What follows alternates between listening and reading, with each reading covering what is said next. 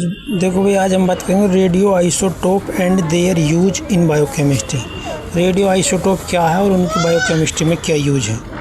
ये DMLT second year का paper first है, जिसमें बायोकेमिस्ट्री का टॉपिक है 4 नंबर पे। अब शुरू में आ जाए introduction. Radio isotope are atoms that have same atomic number. Radio isotope क्या है? एटम्स हैं। एटम्स बोले तो परमाणु हैं। दैट जो कि हैव रखते हैं द सेम एटॉमिक नंबर, जो समान परमाणु संख्या रखते हैं, but change in atomic mass, पर उनका जो परमाणु द्रव्यमान है वो अलग हो सकता है। क्या होता है? They are called radio isotope. उन्हें हम रेडियो आइसोटोप बुलाते हैं, ऐसे समझ लो, कहते हैं। हिंदी में देख लो थोड़ा। ये ऐसे एटम्स होते हैं जिनके न्यूक्लियस में प्रोटॉन और न्यूट्रॉन का संतुलन बिगड़ा होता है।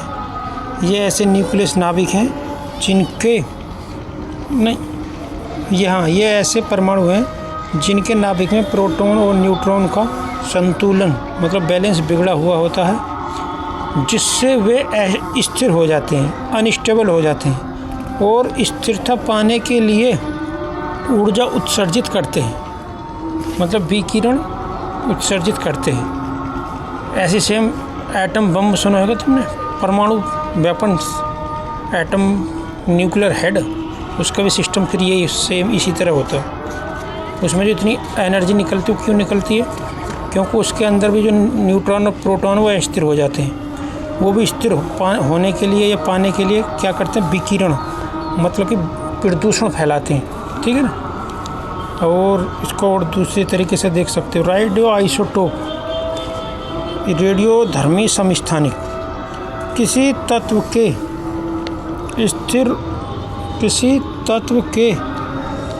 अस्थिर रूप होते हैं। किसी भी तत्व के, एलिमेंट के अस्थिर रूप मतलब अनस्टेबल फॉर्म कह सकते हैं, जो विकिरण छोड़ते हैं। ठीक है, रेडिएशन छोड़ते हैं। बायोकेमिस्ट्री में इनका यूज ट्रेसर के रूप में चयापचय मार्गों, मेटाबॉलिक पथवे को समझने, जैसे प्रकाश संश्लेषण जो पौधों में प्रक्रिया होती है, DNA सिंथेसिस एंड प्रोटीन निर्माण का अध्ययन करने में किया जाता है। समझिए, इनका उपयोग किस में किया जाता है? चयापचय मार्गों, मेटाबॉलिक पथवे को समझने, जैसे प्रकाश संश्लेषण, DNA सिंथेसिस, प्रोटीन निर्माण के अध्ययन करने में किया जाता है। साथ ही इनका उपयोग चिकित्सा में निदान, इलाज करने, डायग्नोसिस करने, जैसे थायराइड स्कैन और कैंसर ट्रीटमेंट, रेडियोथेरेपी में भी होता है। जैसे कार्बन 14 का होता है 10 आयोडीन 131 एंड कोबाल्ट 60 का अध्ययन के माध्यम से कैंसर का इलाज होता है। ठीक है ना। और थायराइड की स्कैन करते हैं, CT वगैरह होता है, तब भी शायद उसमें कुछ यूज करते हैं उसका।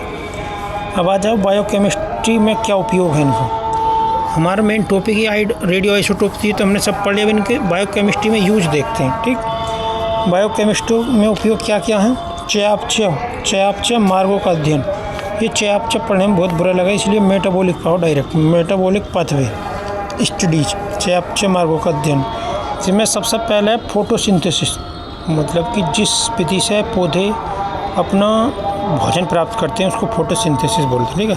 C14 कार्बन 14 युक्त CO2 का यूज करके यह पता लगाया गया है कि फोटोसिंथेसिस में O2 पानी से आती है, ऑक्सीजन जो है पानी से आती है। ठीक है। और CO2 से नहीं आती, मतलब कार्बन डाइऑक्साइड से नहीं आती। अब आगे लिख रहा है DNA प्रोटीन सिंथेसिस। DNA और प्रोटीन के निर्माण में देखो क्या है ये। Radio isotope like C14 carbon 14 का यूज करके यह ट्रैक किया जाता है कि DNA कैसे बनता है और एमिनो एसिड से प्रोटीन कैसे बनते हैं। ठीक, 1 नंबर पर तो चयापचय मार्ग घुमाएंगे, 2 नंबर पर ट्रेसर के रूप में इन समस्थानिकों को सामान्य तत्वों के साथ मिलाकर वैज्ञानिक ट्रैक कर सकते हैं कि वे बॉडी या सेल के अंदर कैसे घूमते हैं। ठीक है, एंड किन प्रक्रियाओं में भाग लेते हैं और किन रिएक्शन में बोल सकते हैं, ये प्रक्रिया में बोल सकते हैं, प्रोसेसिंग बोल लो, में भाग लेते हैं। ठीक, ये चेक कर सकते हैं। देखते रहना चयापचय मार्गों के अध्ययन में ट्रेसर के रूप में बायोकेमिस्ट्री में यूज है। अब आ जाओ चिकित्सा में यूज है इनका, मेडिकल और अन्य उपयोग। देखो नंबर 1 है नैदानिक इमेजिंग, क्लिनिक डायग्नोस्टिक इमेजिंग में शरीर के अंदर अंगों जैसे थायराइड की कार्य प्रणाली देखने के लिए आयोडीन 131 जैसे रेडियो आइसोटोप का उपयोग किया जाता है। ठीक, कैंसर ट्रीटमेंट कोबाल्ट 60 से रिलीज होने वाली गामा अल्फा भी गामा किरणें हैं। ठीक है, गामा रेज या I-131 का उपयोग कैंसर सेल को डिस्ट्रॉय करने के लिए रेडियोथेरेपी में किया जाता है। आयु निर्धारण डेटिंग में कार्बन 14 का उपयोग जीवाश्मों और प्राचीन वस्तुओं की उम्र बढ़ाने के लिए किया जाता है, इसे कार्बन डेटिंग कहते हैं। ठीक है, एग्जाम्पल में आ जाओ, C14 में है फोटोसिंथेसिस एंड DNA प्रोटीन अध्ययन, अभी जो हम पीछे पढ़ गए हैं। ठीक, C131 थायराइड कैंसर के निदान और ट्रीटमेंट के लिए, कोबाल्ट 60 कैंसर सेल को नष्ट करने के लिए एंड रेडियो आइसोटोप के लिए। ठीक, रेडियोथेरेपी के लिए। अब इंग्लिश में आ जाओ थोड़ा, दोबारा से यही टॉपिक है, इस तरीके से भी देख सकते हो, कोई जरूर ना जैसे मैंने बताया उसी तरीके से, पर ये भी 80-90% मिलते जुलते ही होगा, लेकिन वो वहाँ से बनाया मैंने। ठीक, रेडियो आइसोटोप और रेडियो एक्टिव आइसोटोप आर्मिस हैं क्रूशियल जरूरी इन बायोकेमिस्ट्री में एज दे एक्ट, जैसे कि वो काम करते हैं एज ट्रेसेबल मार्कर्स, मतलब कोई ट्रैक करने वाले, ऐसे समझ लो, to follow molecule and pathway in complex biological system. Complex biological system में देखो, अब समझते रहना भैया। एक तो helping scientist map metabolic reaction, understand DNA structure, मतलब DNA के स्ट्रक्चर को समझने में, study nutrient uptake in plants, मतलब कि पौधों के भोजन को अपटेक करने की प्रक्रिया में भी हेल्प करते हैं समझने में, एंड डायग्नोस डिसीज, बीमारी का पता लगाने में, through technique like PET scan. ठीक, एंड रेडियो इम्यूनो एस्से और PET scan using their detectable radiation, उनकी जो रेडिएशन है, जो विकिरण है, ये प्रदूषण समझ लो, उसके द्वारा वो डिटेक्ट करते हैं बीमारी को। टू रिवील, खुलासा करते हैं इनविजिबल प्रोसेस, जो दिखाई नहीं देने वाला प्रोसेस है उसको, from enzyme kinetic to hormones level,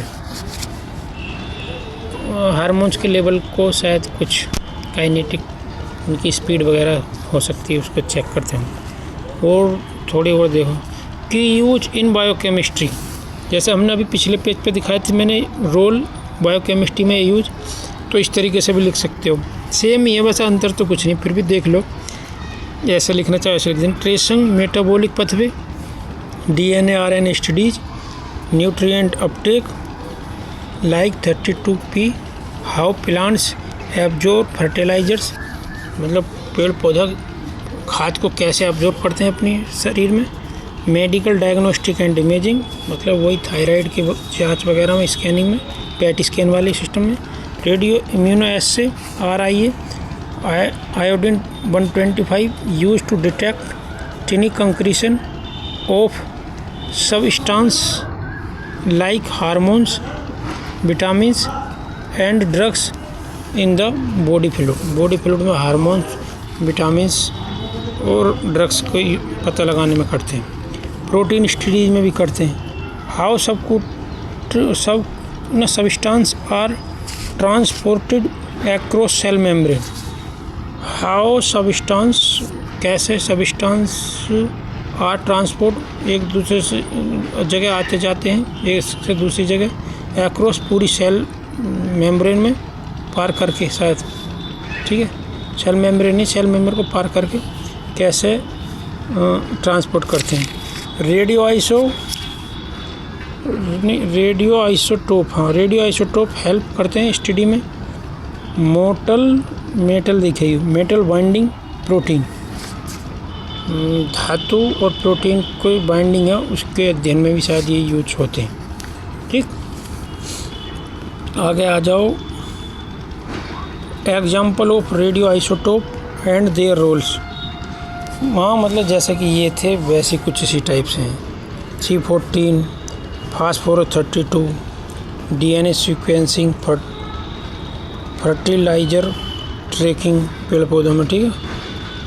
H23 इनके आए। ट्राइटियम ड्रग मेटाबॉलिज्म स्टडी में, ट्रेसिंग वाटर मोमेंट्स का पता लगाने में। आयोडीन वही थायराइड की स्कैनिंग और ट्रीटमेंट में। फ्लोरीन 18 ये क्या करते, glucose level for brain tumour detection in PET scan. Glucose के लेवल को बताती है फॉर ब्रेन ट्यूमर, मतलब ब्रेन में ट्यूमर है वो कितनी ग्लूकोज खा रहा है, ठीक है ना, ऐसे समझ लो। Types of radio isotope, type भी देख लो चलते चलते। वीडियो से काफ़ी बड़ी सी हो रही है तो परेशान हो रहे होगे। इसमें रेडियो आइसोटोप में एक तो स्टेबल रेडियो आइसोटोप है, इसमें CO2, NO2, N2। अनस्टेबल में अस्थिर में है अल्फा रेज, अल्फा किरणें, बीटा किरणें, गामा किरणें। Those isotopes having the same atomic number, समान परमाणु संख्या, एंड एटॉमिक मास और परमाणु द्रव्यमान, are called stable radio isotope कहलाते हैं। और जिनके एटॉमिक नंबर तो सेम होते हैं पर एटॉमिक मास अलग होते हैं वो अनस्टेबल कहलाते हैं, ठीक है ना। अब इसमें और पढ़ो। It is pre determined large quantities in nature, it does not emit radiation. ये लार्ज क्वांटिटी में प्रकृति में पाए जाते हैं और ये रेडिएशन नहीं छोड़ते। जिसकी सब चीज़ पहले से पूरी वो काय को रेडिएशन छोड़ेंगे, ठीक है ना, जो अस्थिर है तो वही छोड़ेंगे, ठीक। दो isotope when atomic number and atomic mass are different, मतलब एटॉमिक नंबर उनका अलग है और एटॉमिक मास अलग है। एंड चेंज और बदलते हैं, अलग अलग हैं, मतलब are called unstable radio isotope. It emits 3 type, ये 3 टाइप की प्रदूषण निकालते हैं जिसमें अल्फा, बीटा, गामा, ठीक है ना। जैसा कि सबसे कम पावर की एक्सरा में रहती है,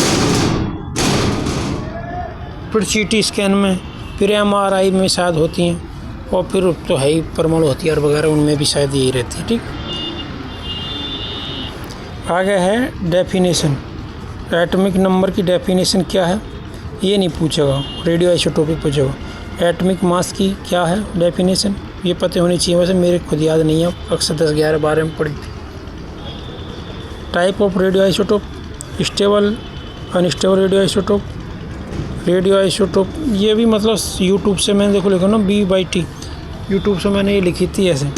इस तरीके से भी मतलब तुम पूरे आंसर का जवाब ऐसे भी लिख सकते हो। Radio isotope in use biochemistry, वही cobalt, chromium, iron, iodine, therapeutic use, measurement of radio isotope of radioactivity, safety measure for handling isotope, ये सब ऐसे भी लिख सकते हो, ठीक है ना। लोड देख लो, कोबाल्ट को विटामिन B12 की मेगाब्लास्टिक में, क्रोमियम को NaCRT in Ca2 scan, RBC की वॉल्यूम लाइफ स्पेंड देखने में, आयरन का यूज़ करते हैं, iron secret to study, oral Fe क्या है। चलिए इस पे इतना ध्यान मत दो, ऊपर का पढ़ लेना वही बहुत है, ठीक। वीडियो करते हैं बंद।